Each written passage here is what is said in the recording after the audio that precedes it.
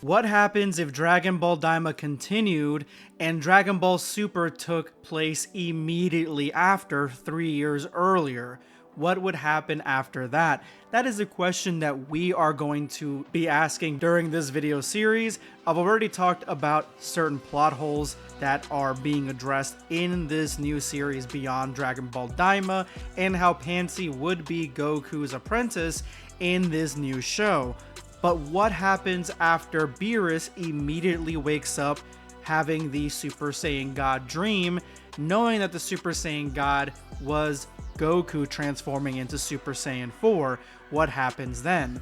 That is what the purpose of today's video is going to address, exactly what happens after that. So Beerus has this dream and contacts Whis, asking about the Saiyans that he ordered to be killed right before he went to sleep.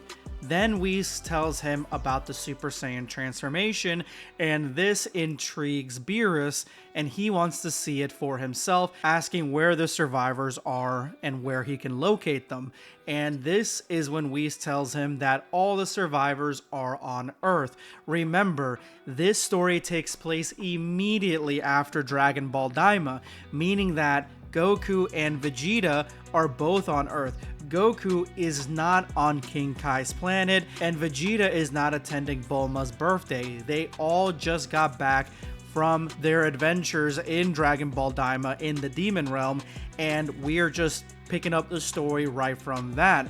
So from that, we know that Vegeta has access to Super Saiyan 3 as a transformation, and Goku still has access to Super Saiyan 4 as a transformation. Whis tells Beerus that one of the survivors of the planet Vegeta genocide is the Saiyan Prince, Prince Vegeta. This is told to us in the Battle of Gods arc and the movie as well. So Beerus knows Vegeta's father, he knows about Vegeta, and so Vegeta would be the one he'd want to contact first. Remember, he has no working knowledge of Goku besides being the Saiyan that defeated Frieza, but he will want to go visit Vegeta, seeing if Vegeta can give him any more information, not only on the survival of the Saiyans, but also this new transformation, and maybe he possibly believes that Vegeta can go into this transformation as well. So Whis takes Beerus to Capsule Corporation. But the only people that are at Capsule Corporation are Vegeta, Bulma, and Vegeta's family. Everybody else dispersed to their own locations and went home. That includes the Kais. And as soon as Beerus lands on Earth, this is when the Supreme Kai is notified that Beerus, the Destroyer of Worlds, is on planet Earth immediately after Daima. And this is something that sends red flags straight to the Supreme Kai, because he is the tether to Beerus as well. So he is going to understand exactly what kind of threat the Earth is in, again, immediately after Buu, after Goma, and now they have Beerus. Beerus calls out for Vegeta, and Vegeta, just like in the anime and the manga, immediately remembers who Beerus is, that his father talked about Beerus, never to mess with Beerus, and he remembers the scene of Beerus stepping on his father's head. So he understands how powerful Beerus is and his station in the cosmos above everything else. So Vegeta, similar to how he was in Dragon Ball Z's Battle of Gods, is going to be more calm and subservient, a little bit more to Beerus than he normally would anybody else, because he doesn't want the planet to be destroyed and his whole family is right here. We then pivot to Beerus, who asks Vegeta not only about the Saiyans, but asks about the Super Saiyan transformation, and Vegeta, he gives them all the information about how they survived under Frieza and how they unlocked this new transformation through their various battles throughout the years, and Beerus asks for a demonstration. This is where I personally would put in where Vegeta shows Beerus the sequence of Super Saiyan transformations. So he'll go Super Saiyan, Super Saiyan 2, and then Super Saiyan 3, showing Beerus the transformation, something that Goku is infamous for in just not only Daima, but other parts of the Dragon Ball anime and the manga. And this would be the first time the Vegeta would do something like this. Beerus is intrigued about Super Saiyan 3 Vegeta, but he realizes that Super Saiyan 3 Vegeta isn't even anywhere near the power level that he needs to be a serious contender against Beerus. He's not the Super Saiyan God that he had dreamt of, but he still asked to see his power, and Vegeta, humbly and with a little bit of hesitation, decides that he will spar with Beerus, and he does just that. This is where a lot of you guys are going to put in the comments that this fight would be identical to Beerus versus Goku, where Beerus would knock out Goku and really finesse him relatively easily, and that would be the end of it. And I would say kind of, because Beerus is fighting a Vegeta that has mastered Super Saiyan 3 and has a lot more of an edge than Goku had in Super Saiyan 3. So ultimately, the fight would begin in a very similar way. It'd be identical to Beerus versus Goku, where Beerus doesn't fully knock out Vegeta, but he humbles him quite rapidly, realizing that Vegeta's strength is nowhere near what he dreamt of as the Super Saiyan God, and Beerus repeatedly tells Vegeta this as he's fighting him. It's during these insults and this confrontation where Vegeta starts thinking about the fact that Goku has gone into Super Saiyan 4 and surpassed him, when Vegeta thought he finally caught up, and now Beerus is outclassing him again. These events are still fresh in Vegeta's mind. He was outclassed by Goku twice, and now by Beerus, all within a year.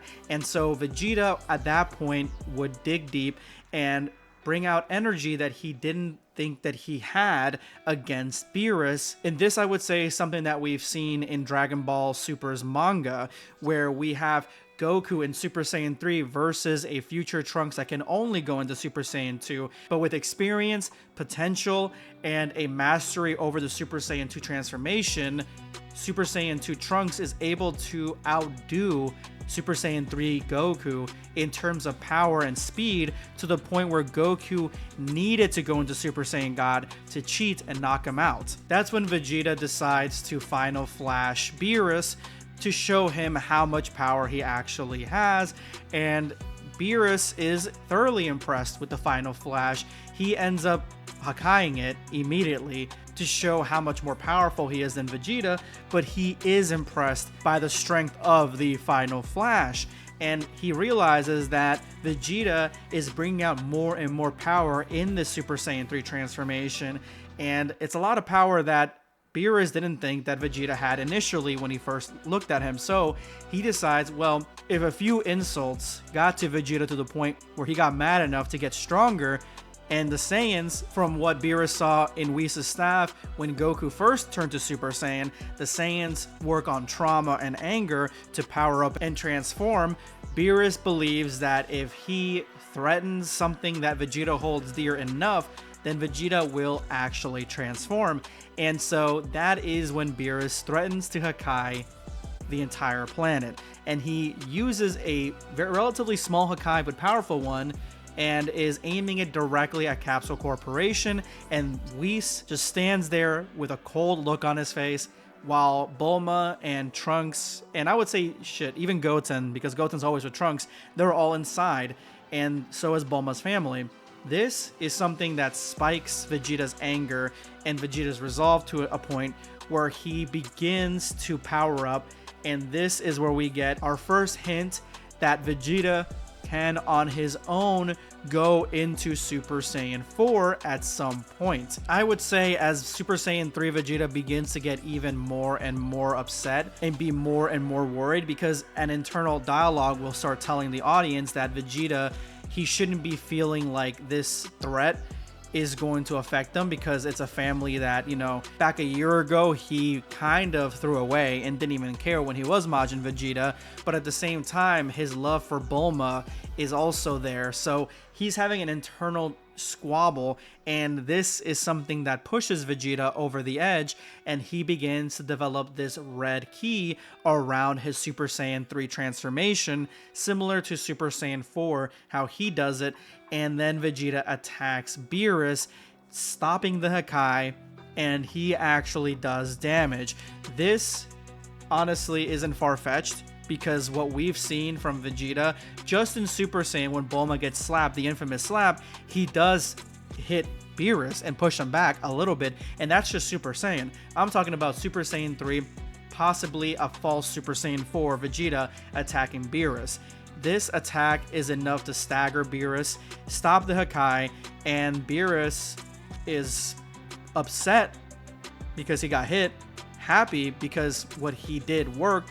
At the end of the day, he realized that Vegeta is not the Super Saiyan God, and he easily, effortlessly knocks him out. And this is where we get the Z Squad all arriving at Capsule Corporation at the exact same time. I'm talking Goku, Gohan, Piccolo, Tien, Yamcha, Krillin, 18, all of them. They are all there as well. They've all felt the Hakai energy, realizing that the planet was in danger, and they're all there to fight. With one notable addition, and that is Android 17, because he also felt the Hakai energy and he knew the planet was in danger, real danger, and he's going to help with this fight. That's it for today. In my next videos, I will talk about how this fight actually goes down and Goku versus Beerus and everything that happens in Battle of Gods, this new Battle of Gods in Beyond Dragon Ball Daima. Take care, guys.